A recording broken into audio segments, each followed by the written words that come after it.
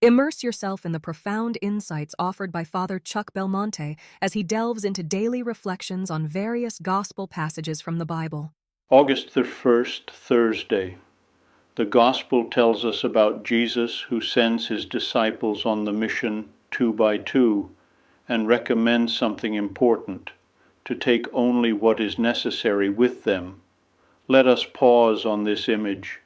The disciples are sent together, and they must take only what is necessary. We do not proclaim the gospel alone. No, it is proclaimed together as a family, and to do this it is important to know how to preserve sobriety. We must know how to be sober in the use of things, sharing resources, capacities, and gifts, and doing without the superfluous. Why?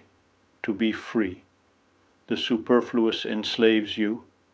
We should keep what we need to live in a dignified way and to contribute actively to the apostolate. Then we must be sober in thoughts and feelings, abandoning our preconceived ideas and attachments that weigh us down and hinder the journey. Let us think, for example, of what happens in our families. Are we happy with what is necessary, even with little, to go forward with God's help? Do we share what we have, everyone renouncing something and supporting each other? And this is already an apostolic proclamation, because the beauty of Jesus' message is reflected in the reality of our life.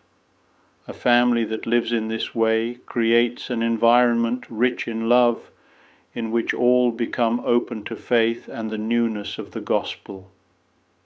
If, on the other hand, everyone goes his or her own way, if only material things count, which are never enough, if one does not listen, if individualism and envy prevail, envy is a poison. Individualism and envy prevail, life becomes difficult, and meeting others becomes an occasion of restlessness, sadness, and discouragement, rather than an occasion of joy. We should ask ourselves then, do I taste the pleasure of proclaiming the gospel with the testimony of my life? Do I bring, where I live, the joy and light that come from living with the Lord?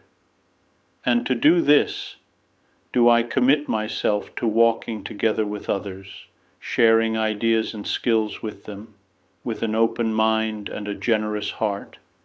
And finally, do I know how to cultivate a sober lifestyle that is attentive to the needs of my brothers and sisters?